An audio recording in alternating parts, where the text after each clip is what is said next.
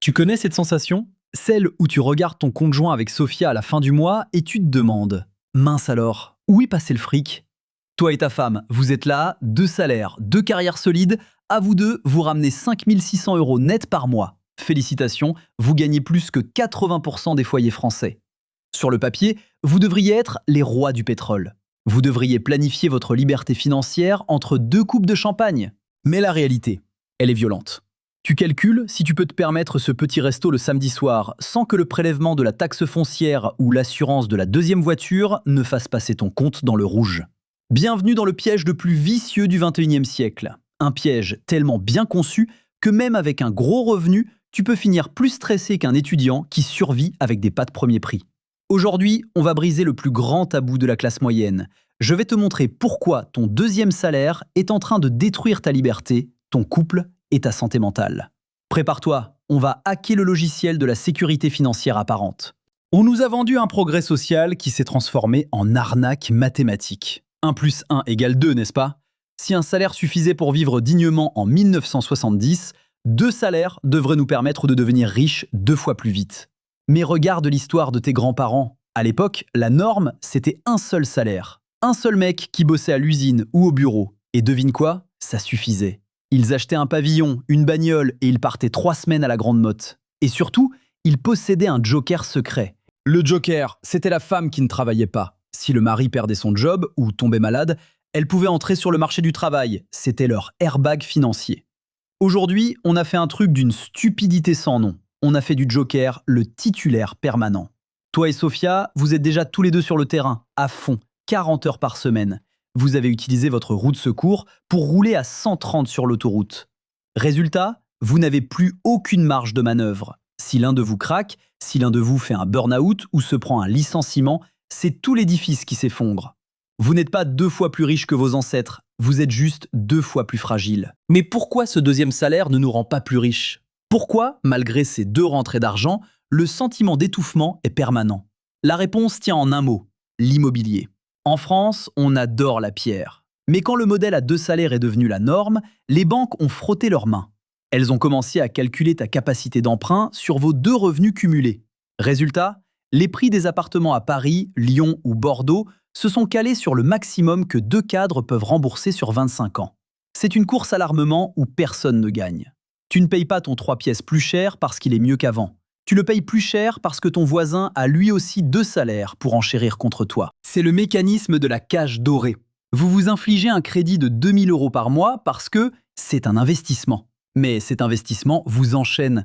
Il vous oblige à maintenir ces 2 salaires à tout prix. Vous ne possédez pas votre maison, c'est votre maison qui vous possède.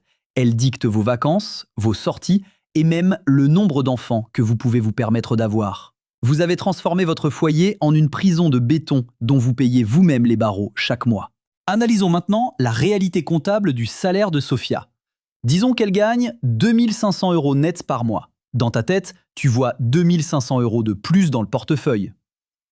Erreur fatale. Parlons de la fiscalité française. Avec le prélèvement à la source, ce deuxième revenu est taxé au sommet de votre tranche marginale d'imposition. L'État se sert copieusement avant même que l'argent ne touche ton compte. Ensuite, la logistique. Pour que Sophia travaille, il faut souvent une deuxième voiture. Entre le crédit, l'assurance, l'essence et l'entretien, retire déjà 400 €. Ensuite, la garde des enfants.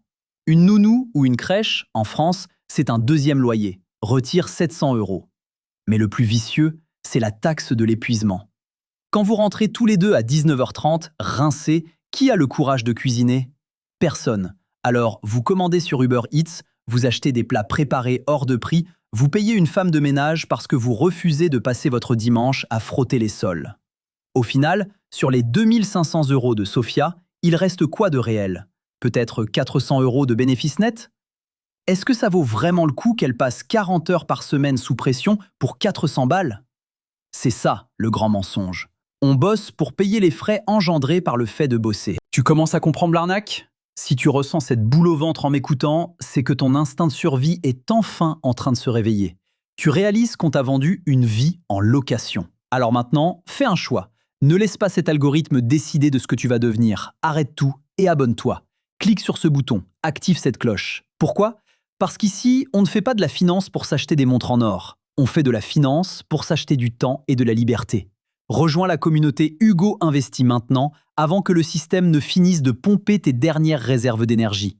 On continue parce que le plus important arrive. Maintenant, parlons de la sortie de secours. Elle s'appelle la Fondation Unique. C'est une stratégie de guérilla financière. Le concept est simple. Vous devez restructurer votre vie pour que toutes vos dépenses obligatoires soient couvertes par un seul des deux salaires, idéalement le plus petit. Je sais ce que tu vas me dire. Hugo, c'est impossible. Non, c'est juste inconfortable pour ton ego. Ça veut dire vivre dans un 60 mètres carrés au lieu d'un 90. Ça veut dire conduire une voiture payée cash au lieu d'un leasing. Mais le jour où tu atteins cet équilibre, tu deviens intouchable. Si Sophia veut démissionner pour lancer sa boîte, elle peut. Si tu veux prendre une année sabbatique, tu peux. Vous n'êtes plus des esclaves, vous êtes des investisseurs. Le deuxième salaire devient alors un pur outil de guerre que vous envoyez sur le marché boursier pour bâtir un empire. En France, on a un problème spécifique, le regard des autres. On a peur de paraître pauvre si on n'affiche pas les signes de réussite de la classe moyenne. On achète cette deuxième voiture pour montrer qu'on a réussi. Mais la vraie réussite, c'est quoi? C'est de pouvoir faire la sieste le mardi après-midi parce que tu n'as besoin de rendre de compte à personne. Le piège des deux revenus est nourri par cette pression sociale. On grimpe les échelons, on gagne plus et immédiatement, on augmente notre train de vie. C'est l'inflation du mode de vie. Tu passes de la Renault à la Mercedes. Mais au final, ton stress reste le même. Tu es juste un esclave avec des chaînes plus brillantes. La Fondation Unique demande de briser ce cercle. Imagine la puissance d'un couple qui investit 2 000 € par mois chaque mois pendant 10 ans. Avec les intérêts composés, vous finissez avec un patrimoine que vos collègues ne verront jamais. Ils auront la belle voiture, mais toi, tu auras la clé de la porte de sortie. Tu auras racheté ton temps. Comment on commence? On commence par l'audit de la douleur. Prends une feuille de papier, note toutes vos dépenses fixes, puis pose-toi la question, si demain l'un de nous deux s'arrête, qu'est-ce qu'on doit couper? La plupart des gens ne font jamais cet exercice parce qu'il fait peur.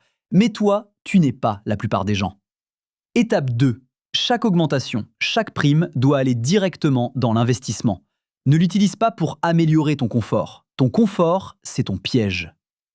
Étape 3. Redimensionne tes besoins. Apprends à vivre avec moins de choses et plus de liberté. La liberté financière en France n'est pas une question de gagner 10 000 € par mois. C'est une question de n'en dépenser que 2 000 alors qu'on en gagne 5 000. La différence, c'est ton pouvoir. La vraie richesse, ce n'est pas d'avoir deux revenus qui brûlent ton temps. C'est de n'avoir besoin d'aucun salaire pour vivre comme tu l'entends. Nos ancêtres n'avaient pas de smartphone, mais ils avaient de la marge de manœuvre. Ils avaient du temps pour respirer. On a troqué cette paix contre une agitation permanente financée par un double salariat qui nous épuise. Brise le piège. Arrête de courir après ce deuxième salaire pour payer des objets qui ne t'apportent qu'une satisfaction éphémère. Construis ta fondation sur un seul revenu, protège ton couple du stress et regarde le monde avec un regard neuf. Le chemin est pavé de sacrifices temporaires, mais la destination est une liberté que l'argent seul ne peut pas acheter. Le jour où tu réalises que tu peux vivre sur un salaire, tu réalises que tu es devenu le maître de ton propre destin. On se retrouve la semaine prochaine pour une nouvelle dose de stratégie financière. En attendant, demande-toi, est-ce que tu possèdes tes objets ou est-ce que ce sont tes objets qui te possèdent? C'était Hugo, arrête de subir, commence à investir. Salut!